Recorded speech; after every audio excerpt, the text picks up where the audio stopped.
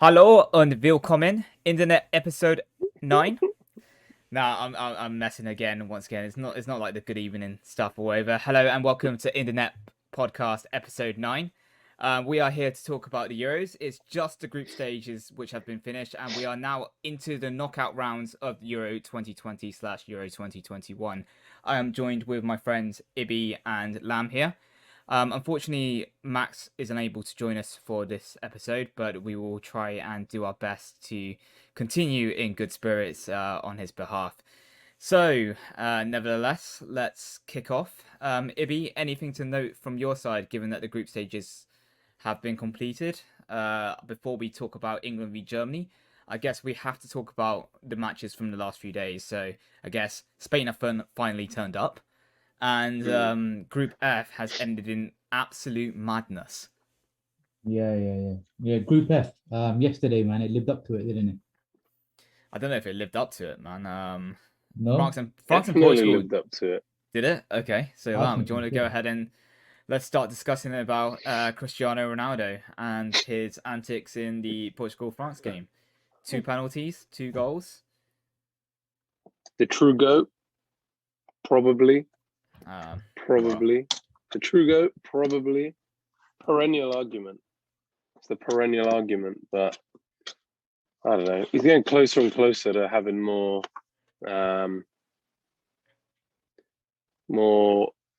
weight in that argument. Bit more evidence for it internationally, I mean, especially. yeah, See what Messi does in Copa America, but are we really bringing Copa no. America into this equation? Just yeah, we haven't even had We have to. Well, we haven't even had a Copa America episode yet. That's something that we can actually discuss at a later date. But maybe I guess Cristiano Ronaldo being a former United player and you having the affiliation as a United fan, like what are your thoughts about the game itself and Cristiano having such a massive impact on the game itself? Well, firstly, as a United fan, we've got to shout out Pogba, who's, I think running the Euros at the moment. For me, I don't think he gets enough credit. I think that what he's doing now, if you saw someone like De Bruyne doing that, the media would be all over it. People would be all over it. So yeah, firstly, as a United fan, that.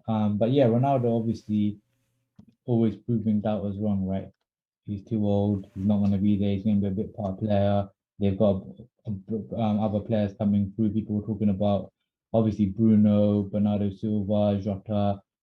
Who were saying Ronaldo is not going to have that role, but yeah, it's still Ronaldo running the show, isn't it? So, Well, um, 36.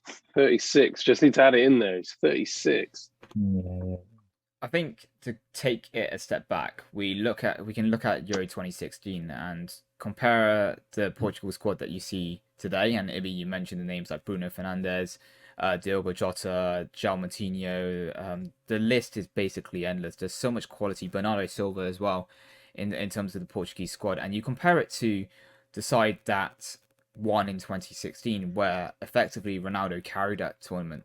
Portugal are definitely a different squad now. And unlike several years ago when Ronaldo effectively carried that team, we now see a new young generation of Portuguese players now coming up and basically helping Ronaldo in the Portuguese side. He has broken the or equaled the international goal scoring record.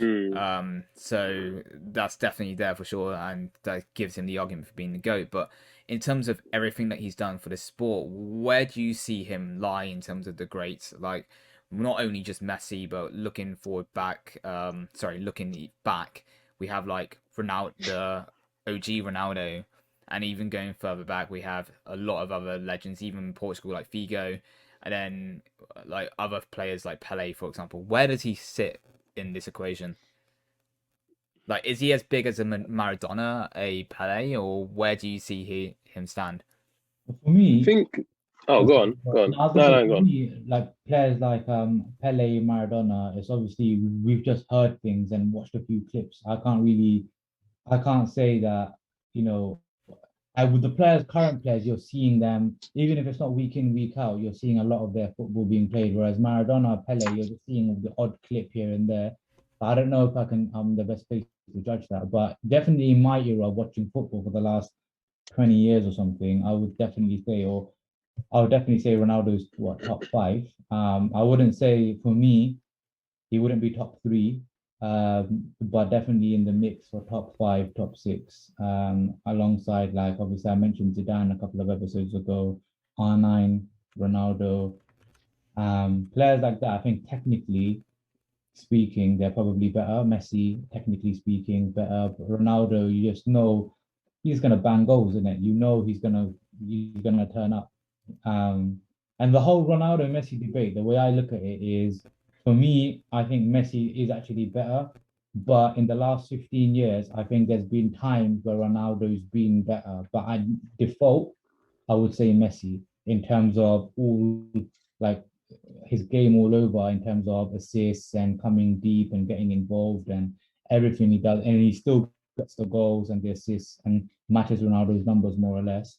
But in that 15-year span of that, rivalry, there's been times where Ronaldo has been better, I think. Yeah. I But think, overall, as a player, Messi. yeah, I think it's really hard to say because I think, especially during our lifetimes and especially in the generation that we're living in, the two standout players, of course, have been Lionel Messi and Cristiano Ronaldo. And Messi is technical brilliance, and we've just lost Lamb. I don't know what just happened there, but in terms of his technical brilliance, like, he is one of the best players that we'll probably ever see in our lifetimes. But if you compare him to Ronaldo, like, there's always been that Messi Ronaldo rivalry. The one thing that I think Ronaldo has going for him is the fact that he's managed to basically conquer multiple leagues, and that's not just La Liga. He did it at United in the Premier League, and he also has done it at Juve in Serie A. The other thing that I would say that he has an advantage over Messi, in addition to having multiple league titles, is the fact that he's won an international tournament with Portugal, and I don't think, aside from the Olympics, Messi can say the same. Where he sits in terms of the all-time greats, it's really open for question, but I still think he's definitely, as you said, he's definitely up there, and he's one of the standout performers in our generation, and I'm pretty sure in football history as well. I just think with like players outside of, say, like Ronaldo, just say yesterday, and this is me being very, like, I guess you could say critical, cynical, whatever you want to call it, but I know you take away the two penalties or the two goals. Yeah. How much influence does he have in the game apart from the goals? And I know that sounds silly because goals are what make a game, and it's essentially what decides the game. But I'm just saying, like, Messi's of this world and Zidane of the world. Especially nowadays, in the last 7, 8 years, football has become very dependent on stats, right? Like, you judge a player based on how many goals they get and how many assists they get, as opposed to their technical. Like, for example, Zidane. I'm not sure Zidane ever scored 20 goals a season. I'm not sure he did. But back then, football was judged on ability and vision and, just like I said the other day, like how we used to just glide past players like they weren't there, that one step over, one flick, and people would just be like mesmerized. Nowadays, you can do all of that, but if you're not scoring a goal, you're not being mentioned with the, like, Neymar when he was at Barca. I know obviously since he went to PSG, career's been all over the place a little bit, but there was a season when he was at Barca when they actually beat PSG in that comeback. Neymar was unbelievable. He was unbelievable. He was untouchable. Um, but he didn't get the same stats as Ronaldo and Messi, and so he wasn't mentioned in that bracket. Similarly with Hazard at Chelsea, there was a point where I think he was just unplayable. Like, no one was coming near him. Every time Hazard got the ball, you had three players around him. They didn't know what to do with him. But again, goals, he probably scored like 12 goals that season. So again, not mentioned in the same bracket. And I do think that's why there are some players who probably don't get appreciated because of the whole era that we live in, which is like, unless you got the stats to back it, you're not a top player. Lam, do you have anything to add about Cristiano Ronaldo? Because I do want to start speaking about the games that we saw, because there's a lot to talk about, especially what's happened over the last few days.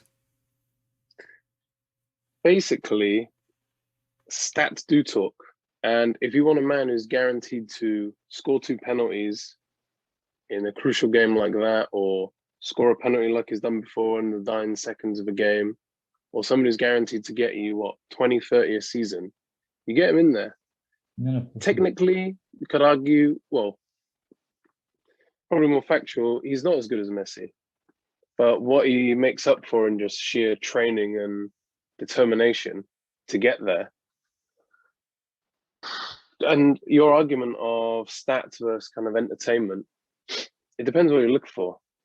I would If you want someone, I would say, because if you label it as entertainment, then it is basically that's all it is. Like, oh, it means like a step over, and you're not leading to anything. I think when I talk about Zidane and Hazard and players like that, I don't think they did it for the sake of just entertainment. I think it was like effective in games as well. I think that like that spin around the player or a flick or whatever, it was effective and it did have an influence on the game. It wasn't just for the cameras. But does that make sense? I get what you mean. But then again, it would just be stats versus kind of that influence on the team. And having Ronaldo in the team, especially him as the focal point, because even now, he is still the focus of it. They're looking for him in the air. They're looking for him to feet wherever. And let's be honest, penalties is a skill. You know, people just run past and say, "Oh, yeah, but it's penalties." Yeah, but Are you sorry? But are you saying that because Bruno Fernandes plays for United? Yeah, of course. Okay, all jokes aside, I think let's start talking about the Group F and what a finale we had to the group stages of the competition, because I want to start and give credit to Hungary, because those 3 games that they played, no one really gave them any consideration in terms of whether they would make it into the whether they make it into the knockouts, or whether they would actually stand any chance playing the likes of France, Germany, Portugal. But personally speaking, I think they gave it a good go, and they were quite unlucky not to get a result last night against Germany. And I think credit to their game plan, their defense as well. They were very, very robust. They made it difficult for any side that played against them, and I think ultimately, tired legs played out, and Germany and Goretzka managed to somewhat save their tournament. But you have to give credit where it's due. Yeah, what a tournament. They're unlucky in all 3. I mean, versus France, they could have won. Portugal, they kind of just lost at the end. And maybe that's just things like inexperience, game management from the coach. Players maybe not sure what to do in the dying seconds of a game or the latter stages. So it was, sad to see. Been nice if they went through in one of the bigger teams. Yeah, bear in mind that they were 2-1 up against Germany. Lam, are you just saying that to be a nice guy? Like, would you rather see Hungary go through than? Yeah, it would be nice to see an underdog go through rather than the usual names. For the tournament, that you want to see the bigger teams, like in the knockout stages. In terms of entertaining football and entertaining players, yeah, but I would just as much like to see an underdog team win it. Okay, or go far. Iceland, when they did it. Euros, wasn't it? Was that the Euros where they went to quarters? Yeah. Greece winning it. There's been quite a few. Good to see. I mean, there's always surprises sprung up, and I guess last time in the Euro 2016 we did see Iceland put 1 over England, and I hate to keep on reminding people that. Just bear in mind that at that time where Hungary were winning 2-1 against Germany, if we looked at the possible permutations, if it stayed that way, England would be playing Hungary in the round of 16. Whereas now, given the ways things have panned out, and the title of this podcast is Deutschland again, and yeah, we're facing Germany again. I don't know what everyone's thoughts are about that, but I guess from my perspective, because I have family living in Germany, this is a bit of an awkward moment for me, because I was born in England. I'm obviously going to support England, whereas my cousins who grew up in Germany will support Germany. So it is a bit of a family affair. If we do lose, I'm probably going to have to delete my social media, change my phone number, and disappear off the surface of the earth until Germany get knocked out, and hopefully they don't win it. But I'll leave it as that. I don't know what your guys' thoughts are, What's the because like prediction? Before we get into it, what are we predicting? England v Germany. Hmm. Well, hopefully not a penalty shootout, because we've got no chance in hell of ever beating Germany at a penalty shootout. As I said earlier on in a few podcasts ago, I hope we get to the semi-finals, if not better. So I'm still hoping for like a 2-1 win for England. I'm going straight 2-0 Germany. I Thanks, think they're Lam. just going to have a comfy game. That optimism right there. Yeah, I'm a Wales supporter. What do you yeah, I want me to can't do? lie. I'm thinking. I was gonna say 2-0 Germany as well. I'm not gonna lie. I just think, yeah, I don't know why, but England just fuck go under pressure. I think. So wait, you think England have no hope in hell in terms of? No, I don't. I wouldn't say no. Well, I don't know about Lamb, but I wouldn't say no hope in hell, and I wouldn't be surprised if England. Like, it wouldn't be a complete shock to me if England pull off a result. But yeah, just going into the game, I don't know why. Like I don't know if Southgate is the man. Like, I'm not convinced personally. I don't know how we're gonna set up. I don't know if it's gonna be ultra defensive. It could potentially backfire. Um, yeah, I don't know. Like I said, I'm not. When you got Havertz, Gnabry's playing right. They bring Sané on. Mane, Goretzka, Muller doing well. All of them are coming at our defense, and England's defense isn't the strongest defense. Yeah, I don't know if I can't confidently say it's a 2-1, 3-0 England thing, but I'm saying 2-0 Germany. But I wouldn't be surprised if England get a 1-0 result. Like, it wouldn't be a complete shock.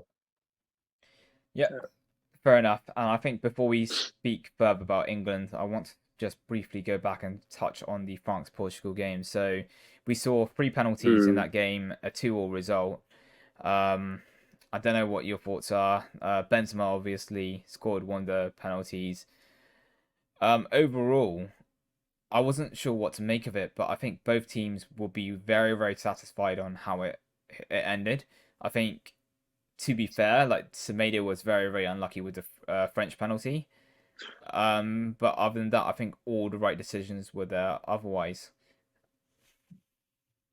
Yeah, I agree. That penalty was. I mean, what was the VAR check? Well, what was that about? To be honest, I think in the end, Bruno actually, he did. Whether it was a penalty or not, but it was definitely a foul at the end. I can't remember who it was on. Do you remember that? Right at the end, like 85th minute or something. You mean the one that wasn't given as a penalty? Yeah, it probably should have been. Well, I think I didn't get VAR. This is what I had a bit of a pet peeve about, because I personally thought the French penalty when Semedo conceded it was a bit soft. And to be fair, I didn't really see the incident that much other than the replays. And given Pepe's reaction, I thought Pepe was the culprit there. But looking at the replays, it was Semedo who was at fault. But I don't think he could have done anything differently. And I do feel like some players are going down way too easily in the competition, not just in the Euros, but also the Premier League itself. And the one thing that I really dislike is consistency, because if that was a penalty, then the other incident towards the end of the game should have been a penalty regardless. But one was ruled as penalty, one wasn't ruled a penalty. So where is consistency in that? I've had a big problem with this whole VAR situation in very similar circumstances in the Premier League. And even though I do feel that the way that it's been implemented in the Euros and also the Champions League has been better, it's still not perfect. Yeah, no, I agree. I think it's been better, but still, definitely, there's questions to be asked. It's just the whole inconsistency. The whole point of that VAR was brought in is to be consistent and eliminate that human error from refs. And then if anything, it's making it worse, because not only is it delaying the games and people can't celebrate after all of that, the decision being made is wrong. So it's frustrating. But then again, I think. Sorry, Glam, go ahead. I was just going to say, I think as standard, the ref should go and view the monitor. I don't think they should be instructed to or kind of persuaded to. I think they should just go and view it as standard. If there's ever any doubt, they should be straight away on the side of the pitch reviewing it to make sure. Really, personally, I think they should do it like a bit like like in cricket where there's like a fourth umpire kind of thing where or third umpire, so fourth umpire, that's fourth official and third umpire. Yeah. They have like a third umpire where they do the checks and then they just let them know in the ear. And then the game can just go on quickly. So it's literally just at the moment it's like the ref can check, but then doesn't sometimes. And there's just that unclear like this it's not clear on what's gonna happen and what isn't. I think it should just be decisions being made, make like check it quickly and then let him know and get the game going because it's just too much like I said, players don't even want to celebrate. Was it Benzema's goal, the second one? And it was just like after he scored, it was just like there was a lack of celebration. Everyone was just standing around. Was he offside? Was he what? And then like 2 minutes later, the goal was given, and it was like a bit of a cheer, but that buzz is gone. You know, when like someone used to score, and do you remember like when I'm just gonna quickly bring in Man United and Man City where Owen scored that winner 3-2. I don't know if you guys remember. It was It takes quite the excitement out of the game, I guess, yeah, is now if what you're. Owen scored that winner, whatever it was, 91st minute or something, and then United fans had to sit there and be like, okay, let's see if the goal's given or not. It just takes the excitement out, it just takes the buzz out. You don't know, you can't celebrate. You want to celebrate with the goal, not after the refs made the But decision. Yeah, but do you would not you? think that adds a no? Go on. No, go ahead. I think what you're about to say the same thing as I was anyway. What that it adds another layer of excitement because they'll score unsure, is this the goal they need? And if it gets cancelled, the opposition then start cheering. It's almost like a double celebration. Yeah, that's true. That's I true. mean, I Because mean, it's also Yeah. like the tennis analogy. Like, maybe this is something that they could consider. And I know that in some American sports, they do have this concept of challenging as well. I don't know Mm. what your guys' thoughts are about having the ability to have some sort of video assistance referee, but leaving it up to the managers or the captains to actually be able to challenge certain decisions.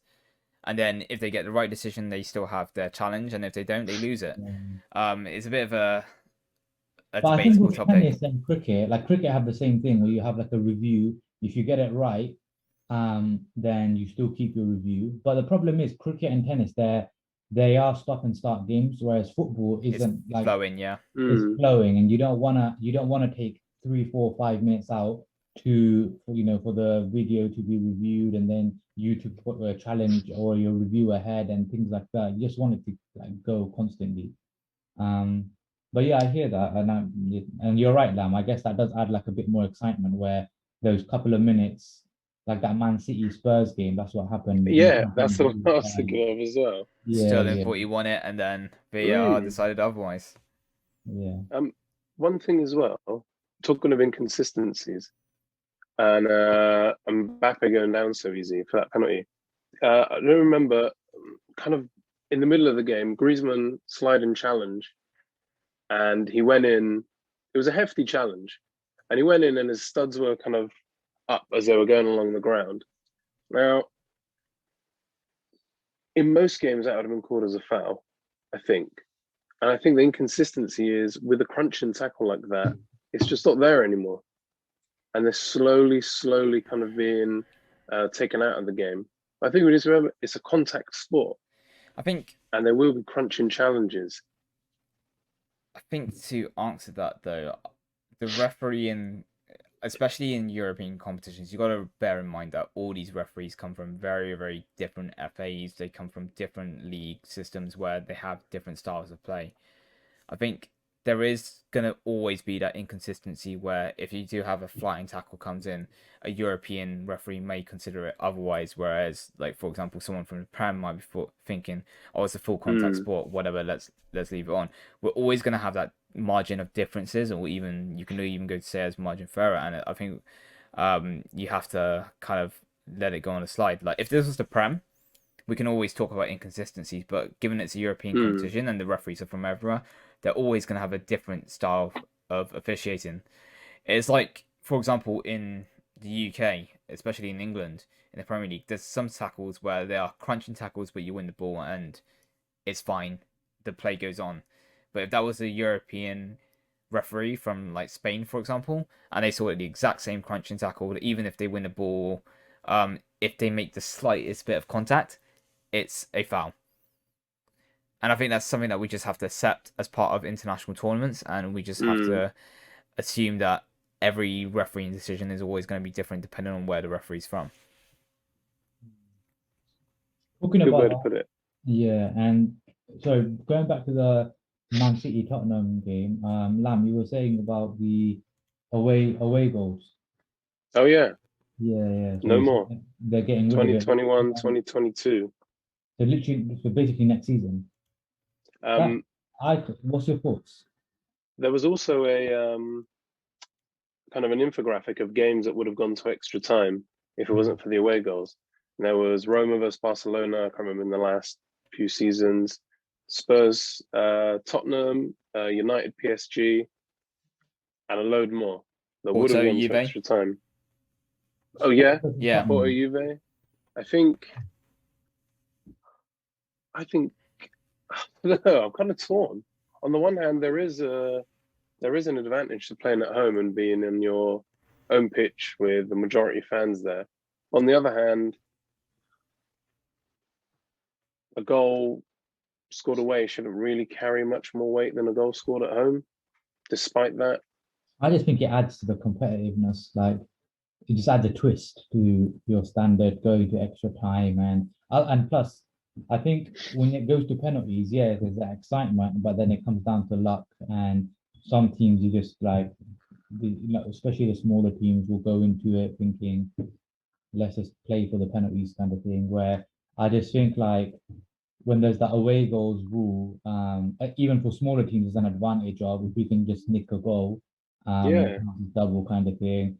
I just think it just adds that twist, and I would never take it away. But if you're saying that, You know chucking what? players forward when there's when you're in need of a yeah, goal, yeah, way more entertaining. yeah, You know what? What were you saying, Keith? I kind of agree with Ibby here because the whole like I think it's a shame that they come to this decision. I would be more inclined to say that they should have considered another alternative, like for example, keeping the away goals rule over 90 minutes across both legs, so 90 minutes at home, 90 minutes away.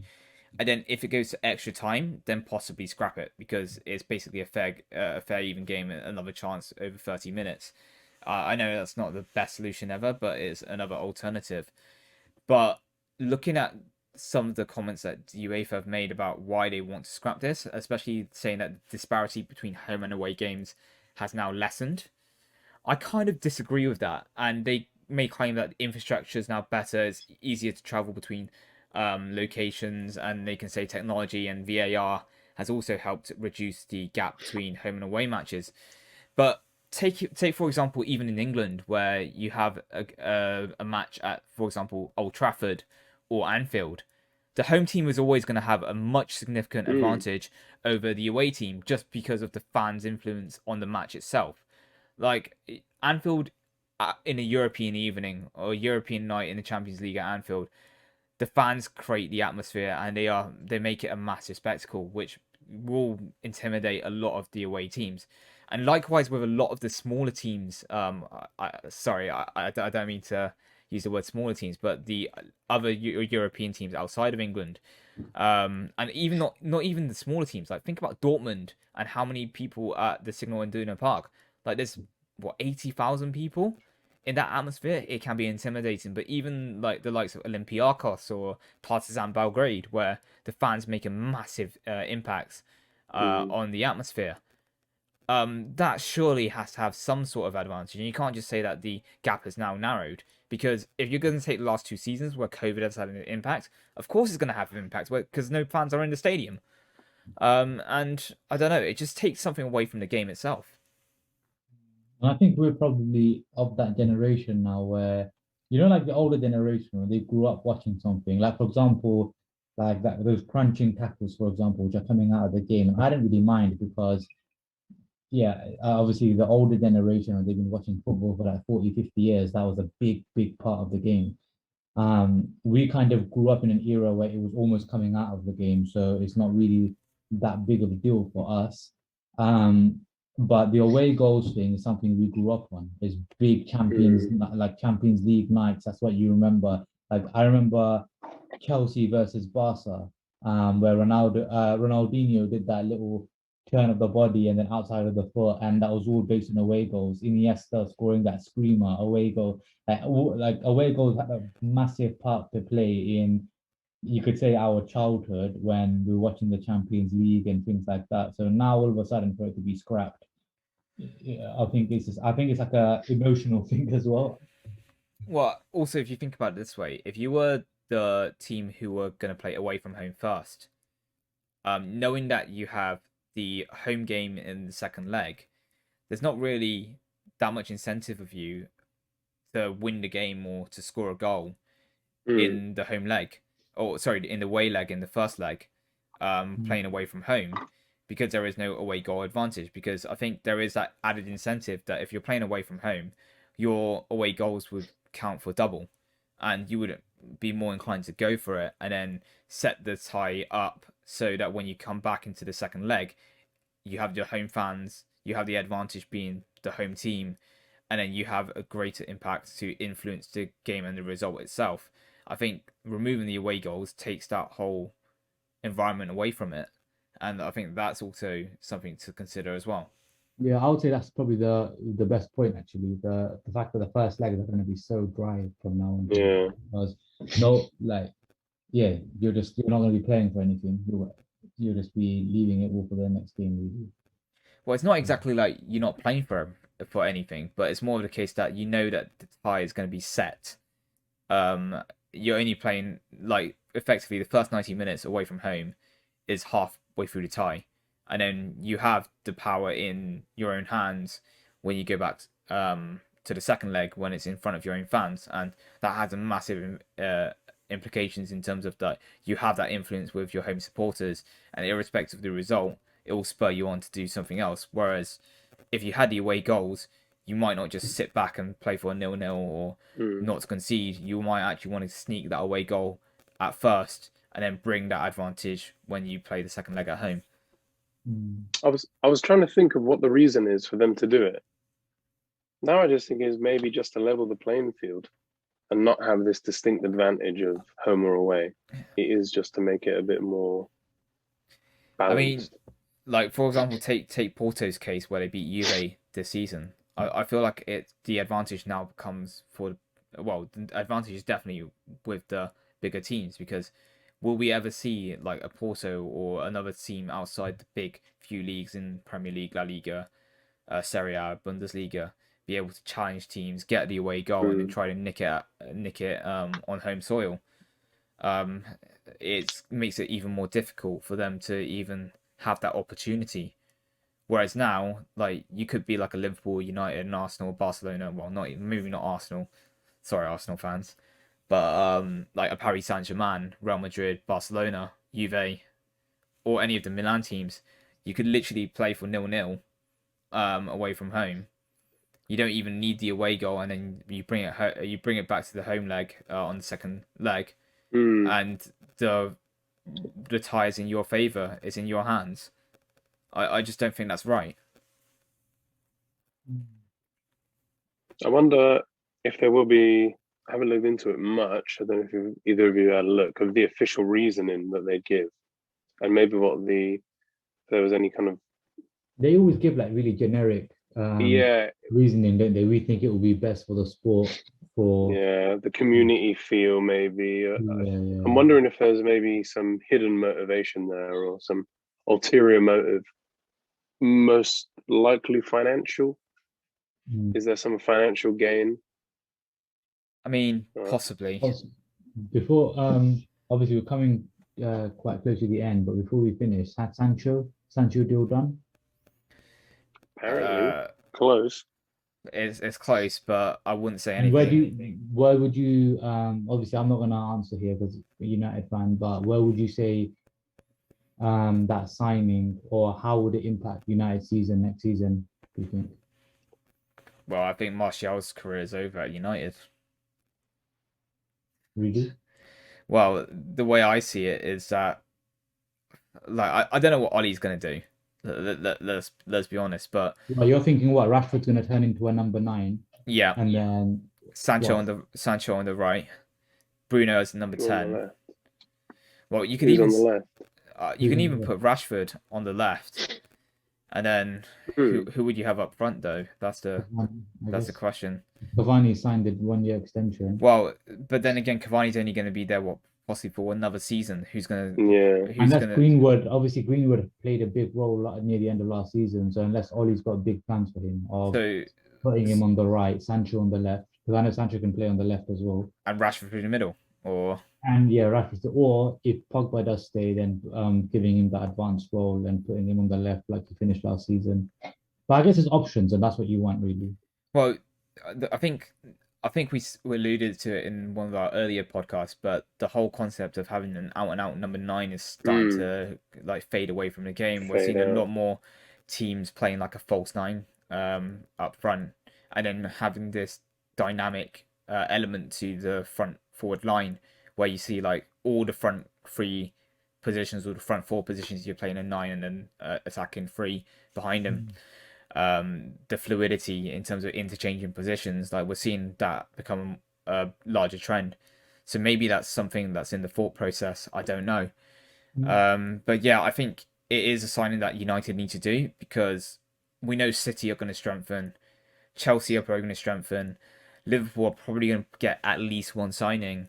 And then everywhere around them, like especially it's not really the top 4 anymore. It's like a big 6, big 7 in terms of the Premier League. You do need to have that reinforcement to sign players. Probably a big 7 if you include Liverpool in there. Yeah. Oh yeah, very funny, AB. I was thinking more about a few other teams like Leicester and Arsenal, but calling a team that's part of the big 7 only just, and considering that they won the league 2 seasons ago, a bit rich. Talking about history right now. I mean, I've been talking about history for ever since I was born, probably. I don't know if you guys remember. Every year in school, I'd be like, "Yeah, this is our season," and it never materializes. But we'll let that one slide. I mean, the other thing to note is that it looks like Tottenham are still struggling to get a manager. But so Spurs. Yeah, it is. So Spurs. It is the most Tottenham thing that could possibly happen. Is it time to call Nuno Espirito Santo, or is it too soon? I mean, to be fair, there's still a lot of teams without managers: Palace, Everton, Tottenham, and we're only halfway through the Euros. Is this going to be solved? Plenty. I think so. I think there's plenty of time and plenty of choice still. But they probably do have in mind a backup. Okay. Mason's going to stay. Well, you reckon? Mason's our age. At the moment, he is. Well, yeah, it's not an impossible scenario, to be fair. You know, this guy is our age. Can you believe that? Yeah. It's ridiculous. And he's managing a Premier League side, even if it's an interim. I think it might even be permanent, but anyways, we'll see. I think permanent by default, because no one else wants to go there. Well, nobody wants a Tottenham job, and to be fair, it's Daniel Levy's probably having all the decision making, right? Yeah. Just before we close out, I do want to talk about the round of 16. I wanted to talk more about England, but we can go through that as we go through the round of 16. So I just want to go through each and every one of the matches. So we've got 8 games coming up over the course of the weekend and a few days after it. Let's go one by one, and what I basically just want to go through is basically who you think is going to progress and just some initial thoughts. So starting off with the first one. So speaking about Cristiano Ronaldo being the GOAT, Belgium finished top of Group B, and they will play Portugal. How do you think that's going to end out? Shall we just the next round? Shall we just make predictions and then wrap up? Yeah. So basically just pick a winner and who you think is going to go through. Okay, cool. That's interesting actually. Yeah, I'm going to load up the fixtures quickly. Yeah. So starting off with Belgium, Portugal. Portugal. My heart says Portugal, but my head. Actually, no. 3-1 Belgium. 3-1 Belgium. So Lam, I'm going to put you on the spot. I'm going. Your heart says one thing. What are you going to? I'm going the 2-1 Portugal. I agree with you. I think Portugal is If you going want to spring a Portugal. surprise, even with De Bruyne and Lukaku. I know it's Quick different. shout out. Yeah. Go on. No, go on. Finish it. So. I think, as much as I said, I think Belgium might be a favourite. I think Cristiano might continue to be the GOAT and do something else. France, Maybe Switzerland. a couple more pens. I just quickly want to give a shout out to Pepe. What a beast! He may be He may be violent and a bit unhinged sometimes on the pitch, but a guy can defend well, even though he's late 30s, very late 30s. Still got it. Anyways, what's the next one? France, Switzerland. No, it's Italy, Austria. Let's go to France, Switzerland after Italy, that. Austria. Oh, are you doing it in order? I'm doing it in order, yeah. So Belgium, Portugal will play. No, Belgium, Portugal's on Sunday, and then Wales and Denmark. Yeah, but I thought it was looking in the order, Belgium, Portugal, is in the top bracket, and they will face either Italy or Austria. Oh, okay, go. Italy.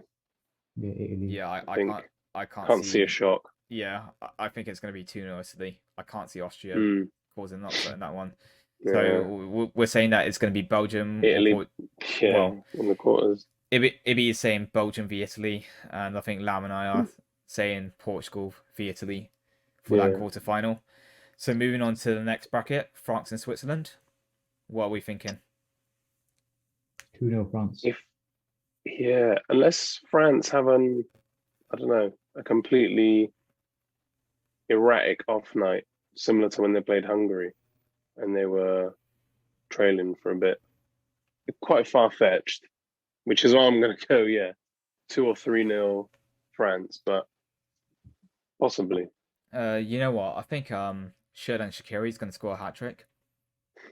Okay, I'll stop messing up. I can't see. Another Bicey. Yeah, exactly. No, I can't see beyond France in that game. I think France are probably going to win by at least 2 goals, and I think Mbappe is going to start suddenly coming alive in the tournament. So yeah, I can't see anything more than that. Moving on, so Croatia versus Spain. So Croatia beat Scotland and managed to get themselves through. Spain decided to finally turn up and beat Slovakia 5-0. About time too. General thoughts about that game, and who do you think will face? I think unanimously we chose France for the next quarterfinal. I think that game's not going to be that 1-0. 1-0 Spain.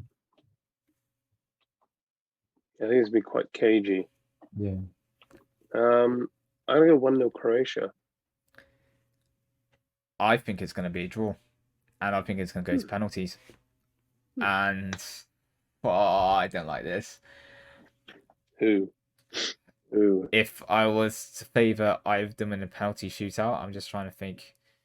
Considering how bad Spain were and how Morata bottled that penalty in the last game, I would fancy Croatia winning the penalty shootout against Spain. So yeah, a bit of a mixed result there. I think we all agreed France would probably make the quarterfinals. But yeah, split result there between Croatia and Spain. So moving on to the next bracket. So this is the one that has England and Germany. But let's first talk about Sweden and Ukraine. So Ukraine was one of the best third place finishes, and I think they've had a great tournament so far in terms of the way that they play football. But Sweden, Ukraine, Ibi? Ukraine 2-1. I'm going to go Ukraine 1-0. I'm going to agree with Ibi. I think it's going to be 2-1 Ukraine. I know Sweden edged the groups, but I don't think they've been tested. Ukraine may not have the best squad on paper, but their adventurous play and most of their 11 play with no fear. So I'm going to go 2-1 Ukraine as well. And then going with that, England v Germany. I think we've covered that, but I think both of you said Germany, right? I think it's going to be a bit of a battering, or a very comfortable win, like a 3-0. I think. I'm still going to be optimistic. I know England didn't play the best, and to be fair, there was a part of me which wanted England to score an own goal in the last minute, so we finished second. But I still hope England does the job and manage to make it through, because it is on home soil. It's at Wembley. I really hope we can put a result against Germany. But yeah, I guess prediction. I think I said 2-0, 2-1 England earlier. I think both of you mentioned that you think Germany are going to do one over England, but yeah, fingers crossed it goes our way. But you know, I'm wearing an England shirt, so I can't really say anything more than England. And then that leaves the last bracket, so Holland and Czech Republic. Holland, Czech Republic. Got to be Holland, right? Despite the Czechs, couple of decent games. I think, yeah, I'm going to go for Holland. Yeah, I agree with you. They look quite solid. I reckon it's going to be quite a few goals in this one, probably 3-2 or something like that. Yeah. I think both defenses aren't the best.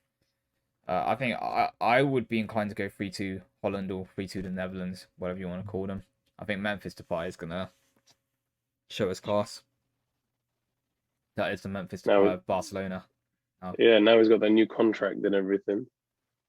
I mean, another free signing from Barcelona. So that leaves Wales versus Denmark. Come on. Is this ever in doubt? Are you saying Wales? 8-0. 8-0. Bale to just go on a crazy one. Okay. What is your... the real one? Yeah, the real one. The real answer. Come on. 7-0.